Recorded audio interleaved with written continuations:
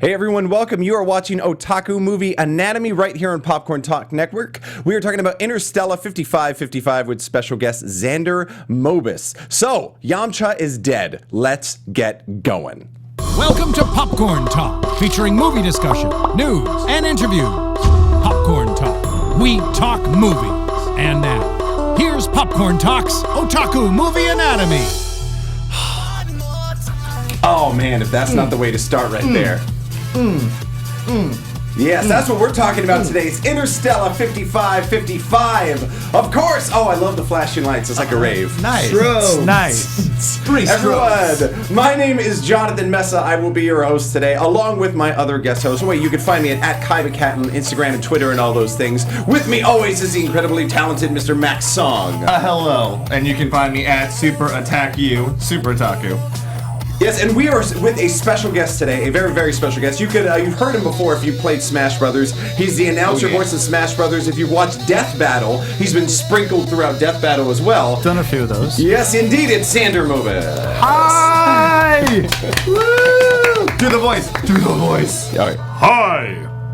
That's all he got. That's it. I'm out of steam. Yeah, we pay per word. Enough, yeah. That was what, like $150 or something? Way like $150 out of budget. Our entire budget was spent on that one word right there, you guys. But hey, welcome, Xander.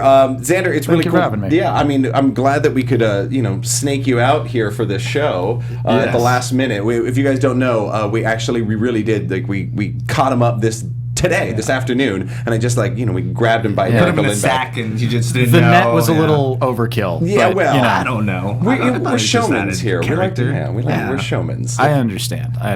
Yeah, real quick, Xander. I mean, what do you got coming up, man? What do you got going on right now? The only thing I can really talk about right now is I got a thing called Camp WWE coming to the WWE network, where I voice the Ultimate Warrior. So that'll be fun. Oh, nice. Yeah, that'll be a fun one. My gosh, what do you say is the Ultimate Warrior? Because I used to watch the Ultimate Warrior growing up, and he usually just picked people up over his head and threw them. I mean, he's very like, Let me tell you something. You have the spirit of the warrior, and with it you will rise above and claim victory! That is the Ultimate Warrior. So that's he sounds very ultimate. Very Thank you. He sounds a little roided. God rest his soul. We don't talk about that in sports. I know, right? No. All right, everyone, let's get into it. Time is of the essence. It is fleeting, and we are talking about Interstellar 5555. Pretty cool things. I'll give you guys some movie stats real quick before we go anywhere with this thing. It started production in 2003. In 2000. It started in 2000. It took 3 years to make $4 million.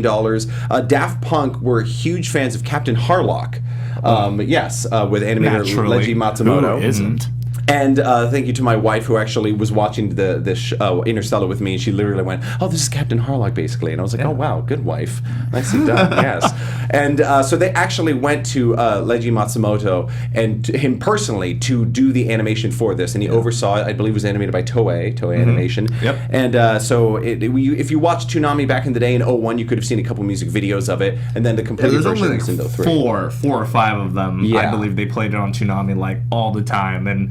It was one more time last night, and then Better, Faster, Stronger. Better, Faster, Stronger, and it had to be my favorite. What's it called? My favorite song. I'm totally blanking right now. Digital Love. Yes, it had to be Digital Love. That's my favorite song by Daft Punk. Period. So. Yes. I remember those very distinctly, and it's kind of crazy because I didn't really get to watch the full thing until basically the YouTube age. Where I was like, oh man, I remember Daft Punk. I remember the old Toonami episodes, and then I'm like, oh, there's a whole hour movie. Yeah, it's a complete movie. I actually didn't know that either. I would always watch on YouTube as well. Yeah. And then you're right. One day I was like, oh, someone, I think I said it was my friend Matt Wolfram, if you're out there watching, good up for you. And I was like, oh, this is a full feature-length film. Well, I guess an hour long, but it's fantastic. It's a beautiful film. It's basically, it's kind of the first animated musical is the kind of the way that I see it. It's because they don't really, you only get everything through there's kind of the lyrics of the song of the whole Discovery album. It kind of plays the story, and even though the songs are disconnected, it still all kind of comes together, and you're like, oh, the lyrics for this, it like makes sense in the story, you know, like it still drives it, which, you know, is like an amazing feat to have like something so musical with such like beautiful visuals and it just meshing so well. And it really Discovery album, not necessarily an album that was built as a soundtrack. It wasn't, but when the creation of it sort of came together, the whole movie sort of came together. So we'll give you a brief synopsis before we really get into this thing. We talk some Daft Punk.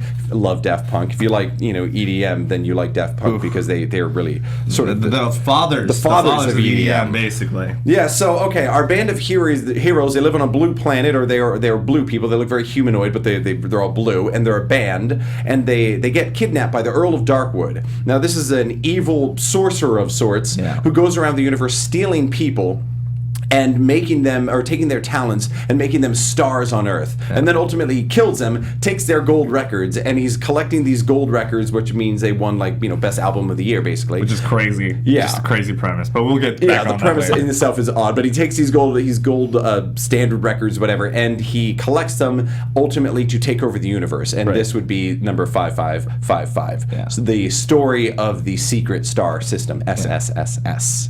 Yeah, so pretty cool stuff.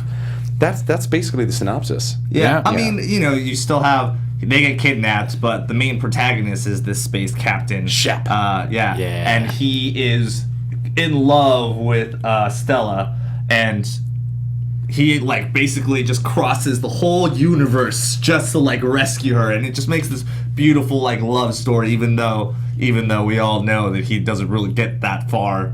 He like kind of lands on Earth, like he just gets to Earth and then like automatically it's all downhill. Like he's just totally fucked every single like moment of his life.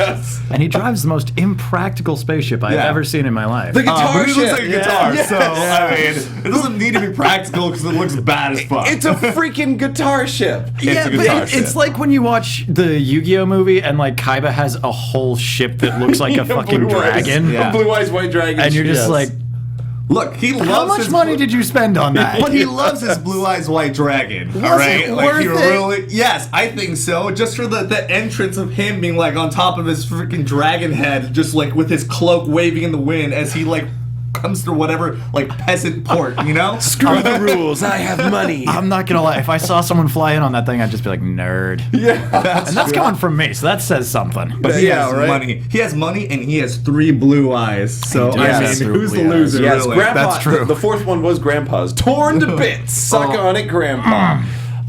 So impractical, guitar ship, but totally awesome for the sake of this movie. Yeah, very cool stuff. I mean, if you had to explain it, let's just say it's a planet of people that are really into music. Like that's what I got. Like these guys, like these. It doesn't seem like these dudes are just like a band. They're like national heroes. It's like the only thing that drives this planet to keep alive. Like if they're like they leave and everything is in total darkness, that planet just like stops. Yes. Like they can't do shit anymore without them. That's true. Yeah, I can't imagine what that planet would be like once they left. It's just a depressed people, literally blue. And ready to kill themselves. It's right. Someone actually in the chat literally just said that. They wrote in. No kidding. Die. Fantastic. Whoever that was, golf something. All right. I like to imagine it'd be like a silent movie all of a sudden as soon as they leave. Like there's another movie happening. It's just people going like da da da da da.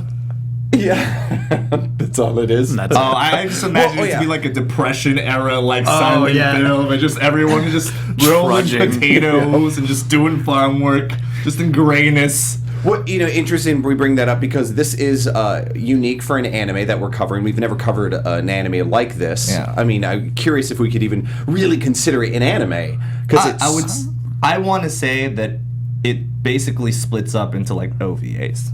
It could. Yeah. Why not? First of all, it's made by acclaimed like anime director. Yes. If anything, this is one of like the first animated things that has like merged with different foreign Western cultures to like bring this new hybrid. And for me, when I saw it, I was like, wow, that is a fantastic idea. Mm-hmm. If anything, that's one of the first original like animes to have come out and been like, oh, anime isn't just like a series or isn't just a movie. It's like it can be all these different facets.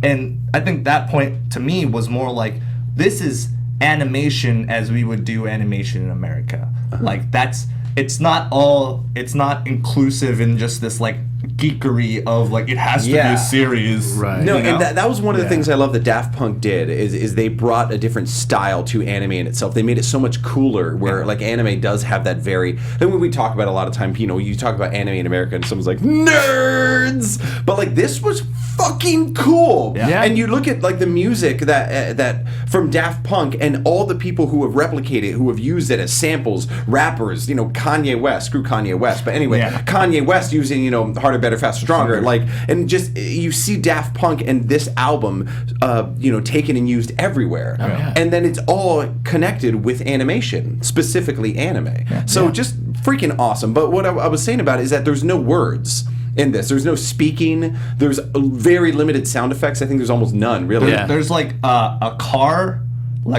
crashing, and like you can hear tapes like going into a tape deck, and those are the only. And there's sounds. some rain, you know. Oh, it's some rain. There's rain. Yeah, you're right. That's nice. Set the ambiance. Set the mood a little bit. You know, you just gotta have a little touch. I feel like it's not Leiji Matsumoto without some dramatic rain. That's true. I like that. Good call. You know. The characters in this are really cool. I love the design of them. You know, we always laugh actually, and you know, my wife is black and Mexican, and we always laugh about the fact that even though they're blue, the one character, you're like, oh, they're gonna make him black. Like that guy's gonna be black. That's gonna be the black To character. be fair, he had an afro. Yeah. And he was the only one in that whole like. They all have like blonde hair and like green eyes, and he was just like a really tall, lanky dude with a giant afro. You're like, he's gonna be black. And he was the only character of the leads. I got to get his name right. Wait, if I he can also. get it. I think he plays the bass, right? Barrel. Oh no, he plays the synth. Not the drummer. That's the drummer. Oh my god, the keyboard's Octave. His name is Octave. My gosh. So they don't even say the names in it really. You just see signs at one point. Yeah, but he had lips. He actually had lips also. Oh, he had like characterly racist lips. Yes, exactly. And that is one of the first things I noticed. I was like, I might be great. I thought he looked a lot like a Cowboy Bebop design. Yeah, actually, he is kind of Cowboy Bebop. From you know when they introduce Ayn for the first time. You know when he gets. I think Abdul is his name. He gets plastic surgery. He looks exactly like him. Yeah, exactly. He looked a lot like him. Yeah, and crazy. Yeah, and even what I dig also, not just the characters design themselves, but when they designed them and made them into like humanoid. Yeah, they looked really cool. They kind of like even Octave had like this sort of like 70s like bell-bottom flare thing, and some of them were rockers. Like they look pretty badass. Like Earl to Darkwood may be an evil bastard, but he's got style. Yeah, he's got some taste. He knows how to sell a group. I mean, or is it just the machine that like just goes through a list of clothing that's like, I don't know, let's just throw some shit on him. I want the scene where he goes to like an engineer or something. He's like, okay, so I need a machine. I'm gonna need it to turn blue people into regular people and dress them like rockers, because that guy has to be going like, what'd you find, the Smurf Village? And wanna... But we can't do it all in one place. It needs to be a series of rooms, and everything has to rotate. Switch and like have like all these random. It's like that's really we can like literally just do it. Like we just take one and we do all of it at once, and then we'll be fine. No. I need panels with little tentacles that come out and shoot them with pellets. We want them sliding around in different places like Mousetrap. That was a little absurd. Yeah. And they all have to be there at the same time. Yes. Otherwise, they're not a group. So they get they're stolen. They're made into a band called the Crescendos. The Crescendos, and One More Time is their big hit. And they sort of blow up from that point. Shep gets to Earth and is trying to save them, and Shep, ends up saving all of them during the song "Look Up in the Air," which says many times, "Look up in the air, look up in the air, look up in the air." Look where he comes from. Yes, and he comes from the air. Shep comes from the air. Oh, is that what that song was called? Oh, it was called "Look Up in the Air." Yeah, I wouldn't have gotten that. I know it went over a lot of people's heads. I know this is a random tangent, but there's a song that I forget which one it is. It might be that one, but it sounds like it's saying do the air hump, do the air hump, do the air hump. And I know it's not that, but I can't get that. I can't unhear that. Well, I think that might be Look Up in the Air, but like do the air I thought hump. it was like Highlight or something like that, where it sounded like they were like hump the air or whatever it was. Yeah. But if you're in the chat with us, let us know what the Hump the Air song is. We'd really appreciate that. Someone already is writing. Air hump, do the air hump, do the air hump. Like it just goes over and over again. Maybe There's no way Daft to Punk was unhear trying it. to Look like up in make the a air. dance craze. Everybody do the air hump. I don't know if this is working. Just go with it. Say it over and over. It'll work. But someone else was writing, you guys, Aerodynamic was someone's favorite song in the chat. Very cool. We'd love to hear your favorite songs from this. Mine, of course, is Digital Love. I'd love to hear your guys' favorite songs from this album, from Discovery, or your just favorite Daft Punk song, period. I mean, I'd love to hear that from you guys at home and also from you guys right now. But by all means, you're our guest. I mean, my favorite Daft Punk song is the Russian Police's cover of. Have you seen that? Where it's like, we've come too far to. Oh, I don't know what the song's called. The one with Police?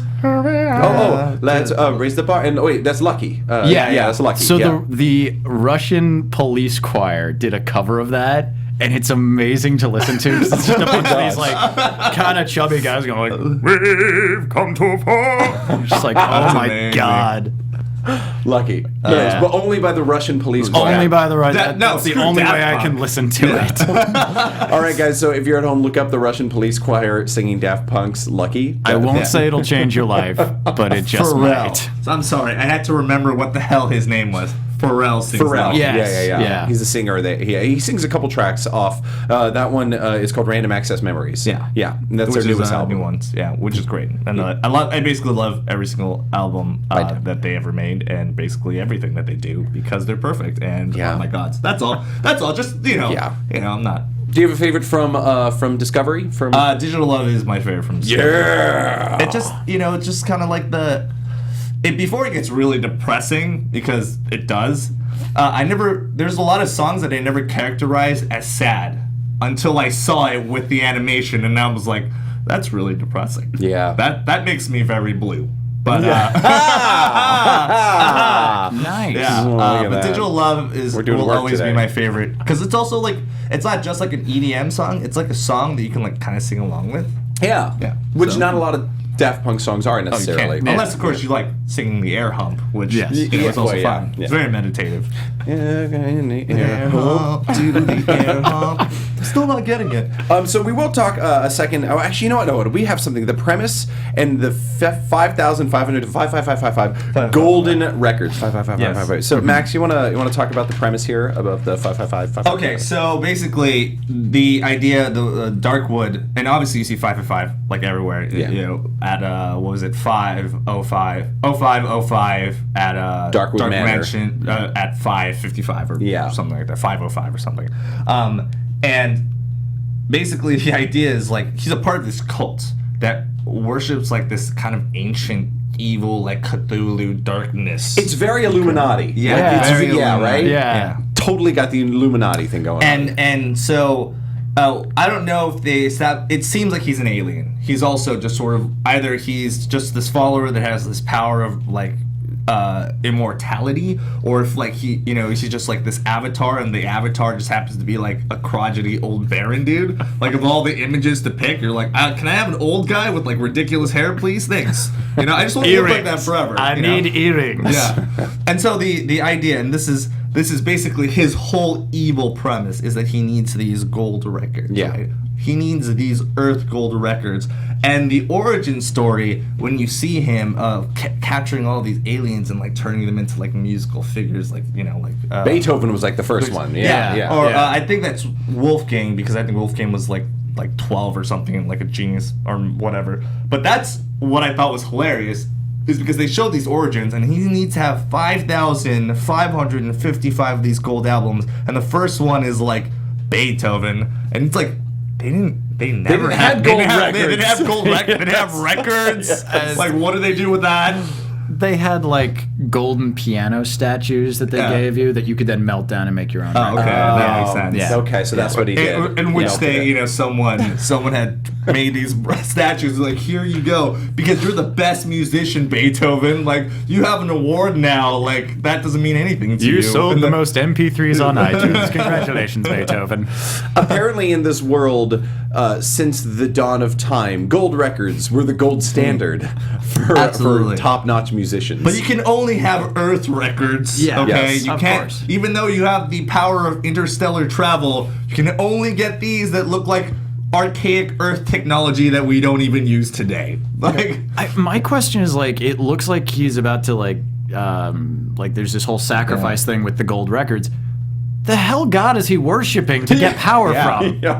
Well, okay. Well, this is actually bass. This is actually drop the bass. This is something kind of out there a little bit. If I'm trying to connect this to the Illuminati, Right. The Illuminati is known for like owning the music industry, and that's like a big concept of the Illuminati. They are? So this could, Okay. That's why if you notice, got like, you. like the whole one eye thing, and you'll see the triangle that's connected with the Illuminati and all this stuff, and like the all-seeing eye all over music. And I will say this is actually the true story. So the concept is that Lucifer. Well, we're going to go deep right here. Lucifer was a seraphim. He was one of a high-ranking angels, and Lucifer's job in heaven was actually music, to make music that was worshiping God. So when he fell from heaven, there was no one there to take up that role, which is why people do worship at church, and the worship is when they sing and praise to God. That's why you have to have music, because that is the missing element that Lucifer's job was actually up in heaven. Wow, that's awesome. That ties in. Crazy. Yeah, and so there's a little fun fact for you guys. And so what you're saying is Satan made hip hop, and that's why Jay-Z is a part of the Illuminati. That's right.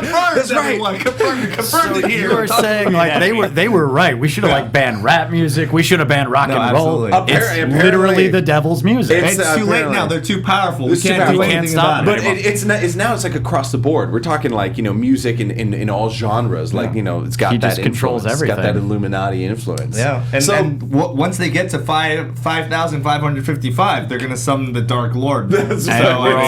Dogs and cats living together, mass hysteria.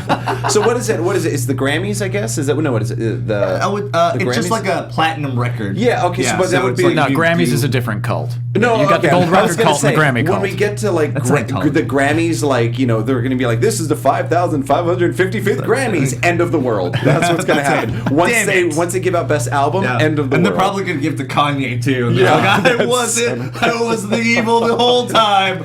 You were foolish. If he's still around by the time we reach 5,555 annual Grammys, wait, holy shit! Are you trying to say that you think that Yeezy can ever be defeated? Yeezy is immortal. We've gone off the rails. I'll tell you what.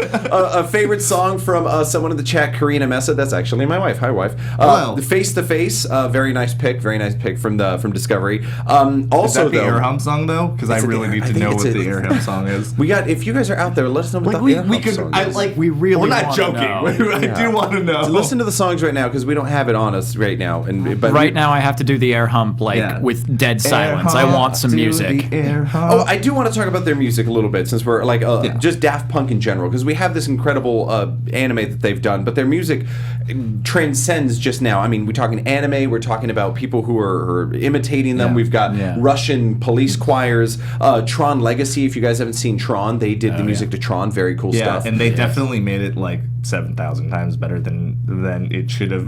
All right, should have been. They were the best part of that damn movie. Yeah, basically. And even in the club when they're like, like, oh, it's Daft Punk there. But like even like we have this video lined up, Pentatonics. If you guys haven't heard Pentatonics, they're the acapella band. Acapella group, and if you want to spin that for us, man, we've got Pentatonics. Like they did this really cool rendition of it, and they did like a mashup of like all their songs. Yeah, this is it playing right here, you guys, for everyone at home. Damn. Yeah. Yeah, that's how they really look. They have inhuman eyes because they're all robots. And so like and this is all vocals as well. But so this is just one like many like things that was that Daft Punk inspired. Daft Punk definitely has like a culture. Like they're definitely the forefathers of like EDM culture now. Even just the fact that like the kind of the showmanship of it. They're the first ones to really bring like a light show to like EDM. You know, they're the ones that like brought kind of like the theatrics of like wearing the mask, like not really having like a specific like look to them, and just basically just kind of bringing electronic music into like this world of art. Yeah, which is why this in particular is culturally important, because the thing that Daft Punk does first and foremost, besides make fucking excellent music, is bring that into art. Yeah. They're artists first.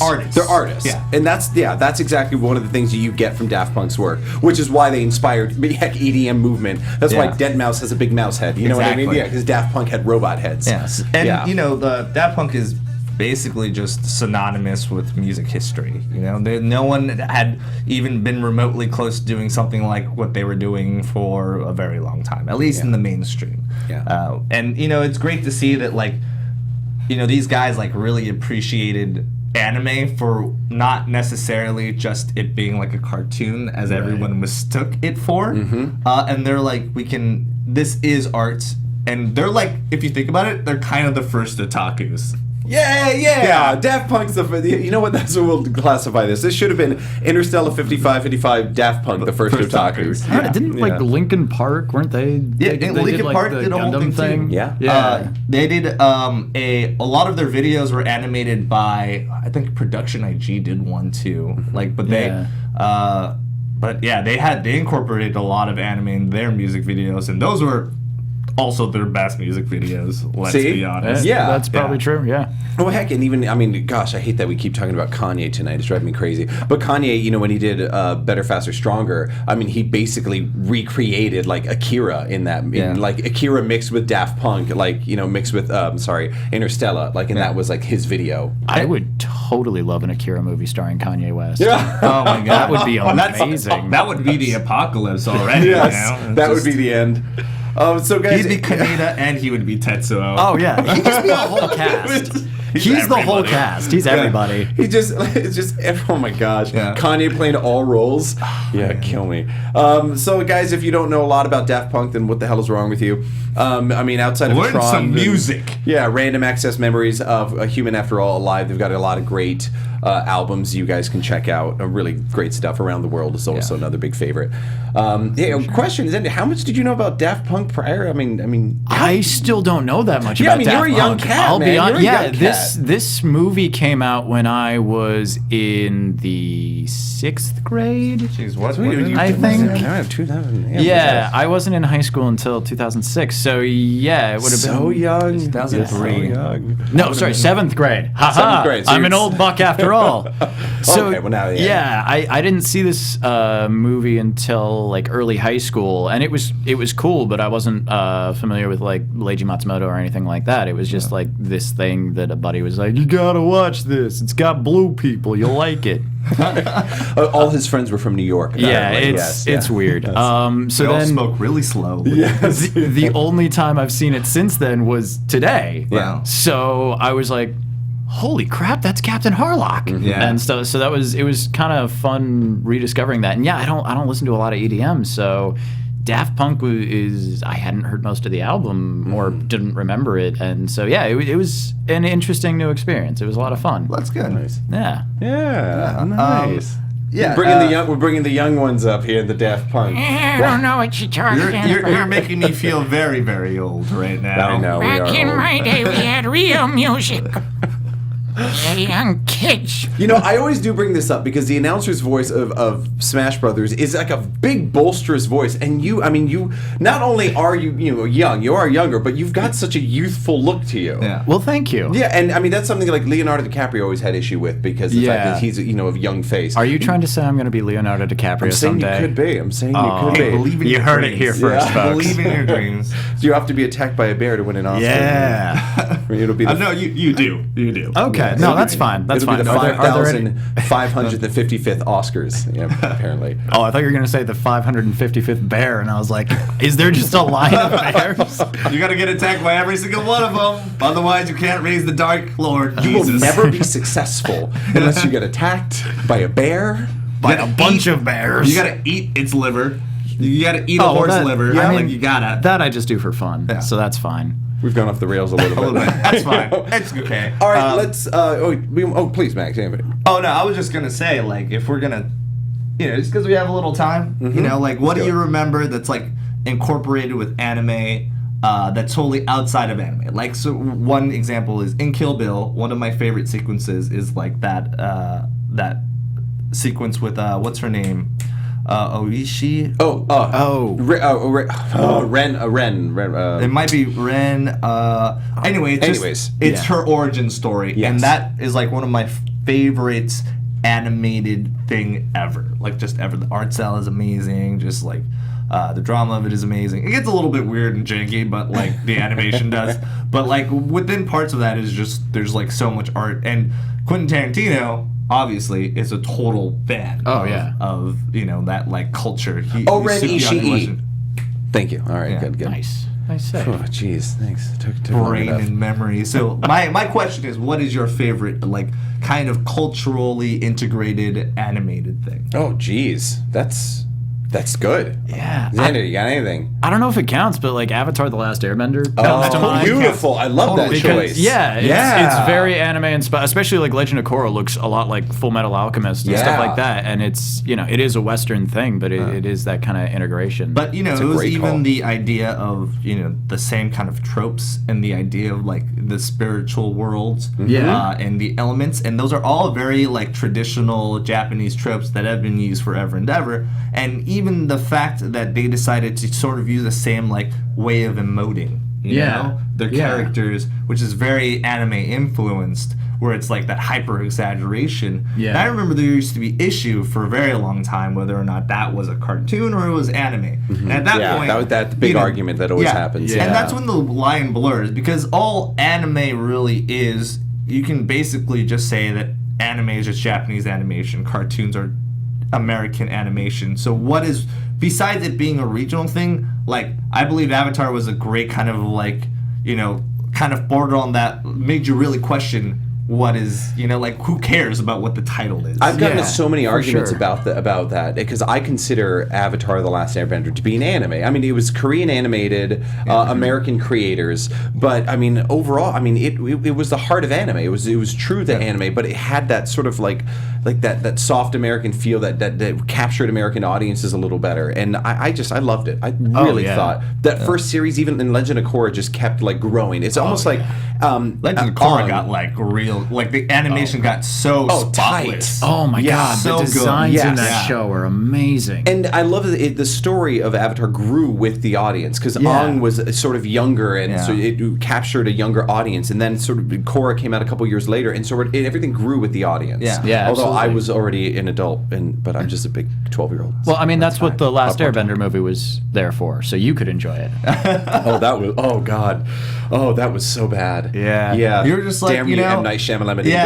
If you're just like, hey, I want to watch Avatar, but I just really want to be like real fucked up, like heroin fucked up, and I want to watch it without being really high, but with the same feeling as someone, that's just clearly fucked something up so totally and utterly. Please, Thanks, M. Night. It's amazing because like it really is like it's such a bad movie. You expect to like laugh at it and like have a good time. It's just so boring. Awful. Just so awful. boring. It's boring, and the one thing that I can't stand is bad actors. The thing that I can't stand even more is child bad actors. They're already bad actors. No offense, most children. But the fact of the matter is they were just god awful. Oh yeah. I see someone in the chat. I can't see the name, but it says that they were saying that Adult Swim got them into Daft Punk. Oh wow! That Toonami Adult Swim got them into Daft Punk. Now they're Daft Punk fans. So whoever that is awesome. We're actually glad to hear that. Oh, fun fact about Toonami: it's not gone, you guys. It's actually online. If you want to see anything that Toonami does, they have an online Toonami stream that's always going. Oh, nice. And you could just watch Toonami anime as well as. I hear they're bringing Toonami back, like in Adult Swim too. I feel like it's Eminem. It's made like the Toonami's made like 4 comebacks at this point. I'm not sure. I think they might be though. I've been hearing rumors as of late that Toonami is coming back in some form. We got to ask Steve Bloom about that. He would know. Yeah. If Steve Bloom can come here, that would be great. Yeah. Can we? Anyone? Steve Bloom? Steve, are you watching? Just invade his Twitter and just be like, you should come on this show. That would be because it's my show. awesome. No, we'll connect with Steve. We'll try to get him out here for something. We'll do an anime that he's in, and we'll do it. Well, we won't hold him hostage or threaten his. Oh, so he doesn't get the net? That was just me. Yeah. No, he's gonna get a net. Yeah, okay. That's for sure. Because we're actually gonna try to keep him. We're gonna put him in a cage right here and just have him recite things. It'll be like that voice. It'll be like in King Kong. It's like Steve Bloom, the seventh wonder of the I would love it. And then he's just You look like Jack Black for some reason. All right, favorite moments in Interstella 5555. What are some of your favorite moments from this anime? Oh, you got to go first, my friend. Yeah, okay, I actually have one. All right, go for it. Okay, so I'm going to give you guys time to think. One of my favorite moments is when the Crescendos are up for the award of Best Album or whatever, and they show all the 4 bands that they're up against, or the other 3 bands. That's so good. And just the characters that they have of the bands, and of course one of the bands is Daft Punk themselves. Yeah. And it was awesome, and what one of the characters of Daft Punk is saying is on his little helmet, and he's just surprised or happy or question mark. So good. And Daft Punk loses, but they were good sports in losing. I totally dug that. And there's one more. It's a little thing because this movie is French and Japanese made. Mm-hmm. A security guard is watching a soccer game in the anime, and it's France versus Japan, and the score is 1-1, and then France scores a goal and beats Japan, and the security guard gets pissed. He gets all upset because I guess he's on the Japanese side of it. Yeah. So that's the 2 little moments that they put in that are like Daft Punk little nuances. Nuances. I like that. What about you guys? Go ahead, my man. Well, all of Digital Love is kind of the best, obviously. Yeah, it is. But I really thought it was mind-blowing was the revelation of all the different aliens. That part is kind of when they do the flashback. Yeah. It's just so I look at that and I'm that is some really truly sci-fi writing, you know? Yeah. Just the idea that all of our greatest people weren't great because they were great people, but because they were just talented from another world. So humans suck. Yeah. Humans are the worst. Humanity, give up. Yeah. Art We is don't want dead. that. You can never be as good as the aliens that come and take our bodies. Sorry. But I just thought that was always some very good writing, how they were able to, even though it's an hour, it's they're able to put in this kind of crazy concept and long history behind what is fairly a short and simple, without any words, by the way. How amazing is that you know exactly what the concept is, you know exactly what the history is, and not a single word was said about it. Yeah, they didn't need to tell you anything. They just showed you everything you needed to see. Real quick, it was superheroes. Golf 2860, I can't even read the numbers are, but Golf something says the song is superheroes, and the words are something's in the air. Is that one? Something's in the air, something's in the air. That's when Chef is flying over the audience. Right, That explains it. But think about it, do the air hump, and then you will absolutely hear do the air hump from that one. I'm going to listen to it again and hear that. And someone else said their favorite part is the transformation scene. I think it was also Golf. Thanks, Golf, for all your comments. We love you. I'm glad you're watching. The transformation scene when they're doing the mousetrap thing into different parts. Yeah. Xander. I really it was Deadwood Manor, I think. Oh, Darkwood. Darkwood Manor. Deadwood's on HBO or Showtime. That's a different thing. That's way darker. Darkwood Manor. I love that sequence because I really like it when Leiji Matsumoto does creepy, weird. If you've seen Galaxy Express 3.9 when he gets to the Count's castle and it's this cool kind of gothic thing. I love it when he does that, and he got to go insane on this one, and it was just really nice. I really like that sequence, that entire thing. Yeah, nice. Oh, my apologies. It's not Golf. It's Jeff. It's far away from me, you guys. So Jeff, thank you. So it's not your name is not Golf something. It's Jeff something. Thank you, Jeff. Thanks, Jeff. Sorry we mispronounced your name, and you're watching us. We suck. All right, we're gonna rate this film out of 5. We're allowed to do decimal points and anything like that. If you want to rate along with us, go ahead and write it in the chat. Of course, we would talk about it. Out of 5, Maximundo. Can I give it 5, 5, 5, 5? Oh! Microphone flip. But seriously, that's great. And, I think it's not only one of the best, written pieces, also the best, animated pieces, but it has a great pace. maybe a little bit slow, maybe. But for the most part, for an hour movie, great pace, and I just have really fond memories of it. So, and also you're right. Whoever said that they knew Daft Punk from these videos, that's the way that I discovered Daft Punk. So. I totally get it. Nice. Yeah.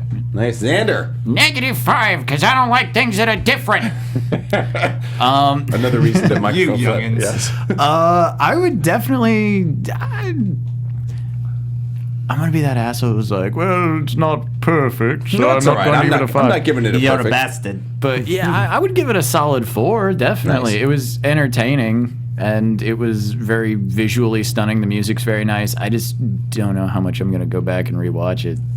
So I'm sure you'll see Digital Love at least one more time. Oh yeah, and you're Oh, going to yeah. hear these songs everywhere you go, and you hear. I mean, these are songs you're going to hear in shows, in other artists sampling them. Absolutely, yeah.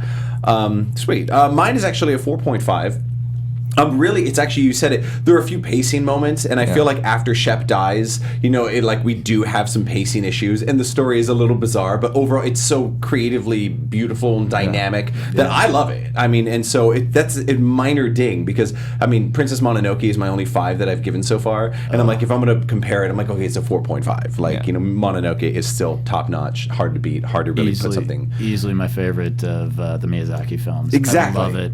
Yeah, so good. So it's a full-on 4.5 for me, but like this is something I actually watch all the time. Like I will sit down and watch the videos, or just watch it in its entirety. Right. I think I did it a couple months ago, and every once in a while I put on a video for myself. And I do it like every 2 or 3 years once I'm feeling like nostalgic about it, basically. Yeah. So, Nice. Yeah, and it has history behind it for me, and that's kind of the most important thing because it has longevity. It has history.